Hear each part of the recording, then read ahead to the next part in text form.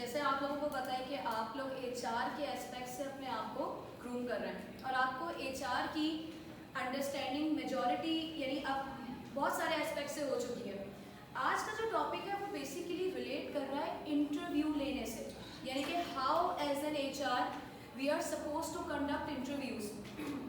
और आपको इस चीज़ का आइडिया इसलिए भी होना चाहिए कि अभी आप लोग इंशाल्लाह ग्रेजुएट होने के बाद इंटरव्यूज़ देने जाएंगे, तो साइकोलॉजिकली तो आप लोग बहुत सारी चीज़ों को समझते हैं।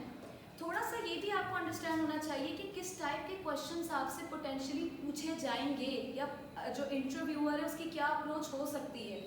इन चीज़ों को जब आप अंडरस्टैंड करके इंटरव्यूज़ देंगे तो इंशाल्लाह आपको आसानी होगी इंटरव्यूज़ देने में।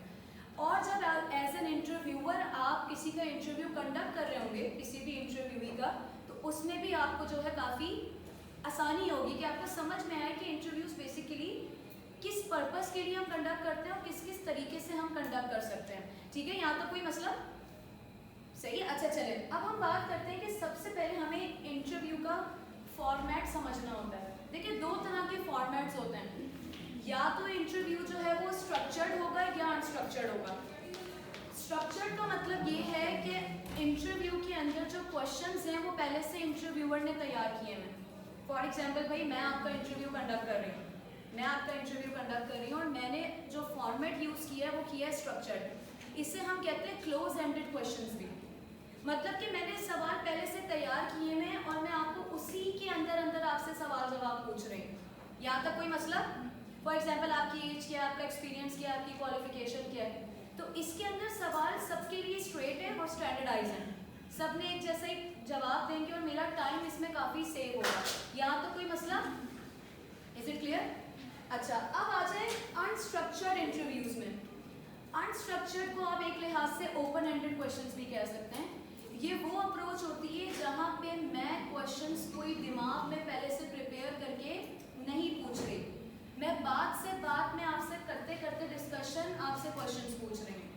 ठीक है, तो इसके अंदर आपको रूम भी मिलता है बातचीत करने का, आप डिस्कशंस भी कर सकते हैं, आप अपने बारे में मज़ीद बता भी सकते हैं, बहुत सारी चीज़ें की जा सकती हैं जब इंटरव्यू का जो फॉर्मेट है वो अनस्ट्रक्चर्ड हो। यहाँ तक कोई प्रॉब्लम? Is it clear? अच्छा, अब अगर मैं आपसे डिस्कस करूँ कि भाई इंटरव्यूअर्स आपसे किस किस तरह के क्वेश्चंस पूछ सकते हैं, यानी किस किस तरह के क्वेश्चंस आपसे पूछे जा रहे होते हैं, तो कुछ बेसिक पॉइंट्स मैंने यहाँ पे लिखे हैं। जैसे पहली चीज़ है सिचुएशनल इंटरव्यू। देखिए, सिचुएशनल इंटरव्यू का मतलब ये होता है कि हम आपसे स्ट्रेट क्वेश्चन नहीं पूछ रहे, बेसिकली आपकी प्रॉब्लम सॉल्विंग स्किल्स, आपके जहन की तेज़ी, ठीक है ना, आपका कॉन्फिडेंस, आपकी बहुत सारी चीज़ों को किसी सिचुएशन के अंदर हम इवेलुएट करने की कोशिश करते हैं। फॉर एग्जाम्पल, मैंने आपसे पूछा कि अगर आपकी वजह से हमारा इस लॉस में इतने % नुकसान हो गया तो फिर अब क्या होगा। फॉर एग्जाम्पल, मैंने अगर आपसे कोई सिचुएशन बेस्ड क्वेश्चन पूछा है, अब इसमें मेरा पर्पस क्या है? मेरा पर्पस ये है कि मैं आपकी स्किल्स इवेलुएट करूँ। देखिए, आप 100% एक्यूरेट आंसर नहीं दे सकते, आप उस सिचुएशन के अंदर सिर्फ अज्यूम कर रहे हैं अपने आप को, लेकिन आपकी बात की लॉजिक, आपकी बात करने का कॉन्फिडेंस और आप जिस सेल्फ कंट्रोल से जवाब देते हैं उस पर आपको वेटेज मिल रहा होता है। Making sense? तो हमेशा याद रखिएगा कि सिचुएशनल क्वेश्चन से डिमोटिवेट नहीं होना है कि उन्होंने तो मुझसे एक ऐसी बात पूछी जो कि मुझे पता ही नहीं थी, तो इट्स कम्प्लीटली फाइन। हम आपको सिचुएशनली जस्ट आपका माइंडसेट कैसा है, कितना स्ट्रॉन्ग है, कितना क्विक है, कितने स्मार्ट आप हैं, इन चीज़ों को इवेलुएट कर रहे होते हैं। Is it clear? यहाँ तक कोई मसला? Okay, good. अच्छा, इसके बाद आ जाता है बिहेवियरल इंटरव्यूज़। बिहेवियरल इंटरव्यूज़ का मतलब ये होता है कि हम आपका बिहेवियर एनालाइज करने की कोशिश कर रहे हैं कि आपका बिहेवियर फ्यूचर में हमारे यहाँ जॉब करते हुए कैसा होगा। और ये करते हम इस तरीके से हैं कि आपके पास्ट एक्सपीरियंस से रिलेटेड कोई क्वेश्चन पूछते हैं, यानी फॉर एग्जांपल भाई, आपने वहाँ पे काम किया तो आपने कितनी सेल्स जनरेट की थी। अब अगर मैं आपसे ऐसा सवाल पूछ रही हूँ तो मैं आपका फ्यूचर का बिहेवियर मेरी कंपनी में कैसा होगा वो प्रेडिक्ट करने की कोशिश कर रही हूँ। अब जैसा आपने वहाँ पे किया होगा, मोरलेस हो सकता है आप थोड़ा और इम्प्रूव कर जाएं, लेकिन आपकी मोरलेस अप्रोच तो एक जैसी ही होगी ना, तो आपके बिहेवियर का अंदाज़ा हो जाता है कि ये शख्स किस तरह से हमारे यहाँ जो है ना वो काम कर रहा होगा या हमारे लिए फ़ायदेमंद होगा, यहाँ तक कोई मसला। तो इसमें भी ना पैनिक नहीं करना है कि मुझसे मेरे पास्ट एक्सपीरियंस के बारे में पूछ रहे थे। और कभी भी एक चीज़ देखें, हमेशा याद रखिएगा, एम्प्लॉयज़ का राइट है कि जहाँ उनको कोई चीज़ अच्छी लगती है, कोई बात उन्हें यानी कहीं उनको अपनी ग्रोथ नज़र आ रही होती है, तो वो स्विच ऑन कर सकते हैं, मूव कर सकते हैं, ये कोई इसमें बुराई नहीं है। लेकिन हमेशा एक बात याद रखिएगा कि आप इंटरव्यू में अपने पास्ट एम्प्लॉयर या पास्ट ऑर्गेनाइजेशन के बारे में कोई गलत बात ना करें।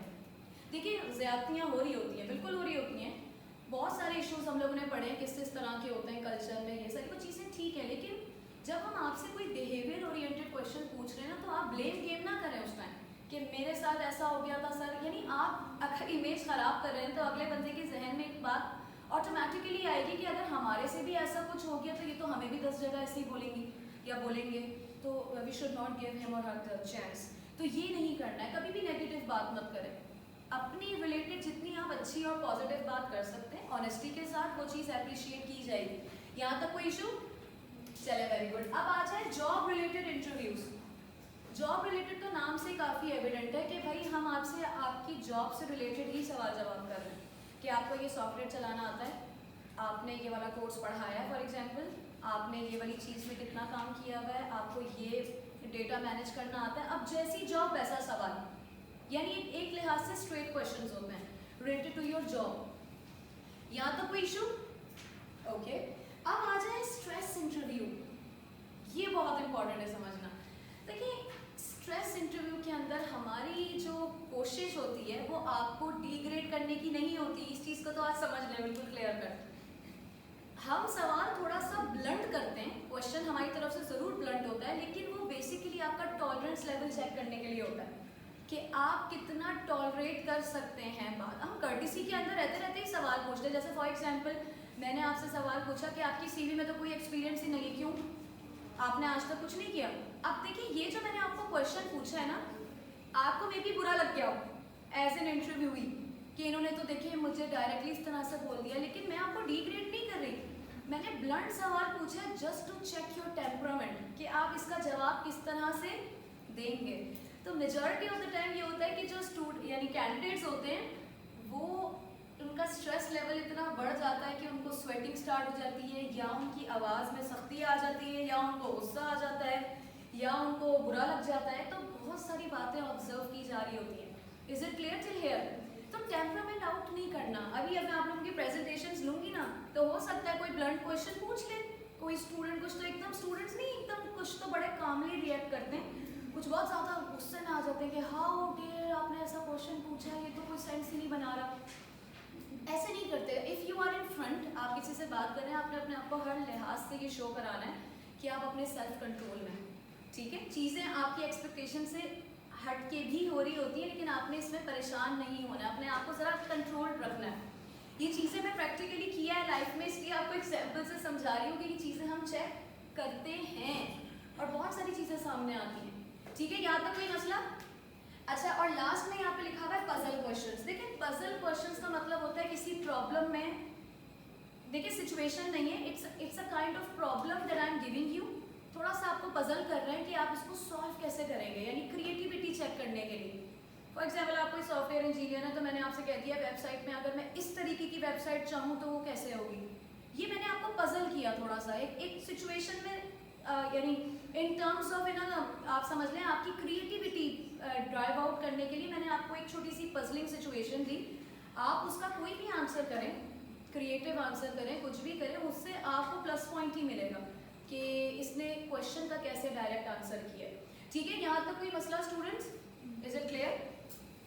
अच्छा देखिए, ये बातें तो मैंने आपको ये समझाई कि आपने इंटरव्यूज़ किस तरह से अपने आप को यानी मैनेज करते हुए देने, और अगर आप इंटरव्यूअर हैं तो आपने अगले से किस तरह के सवाल पूछने हैं।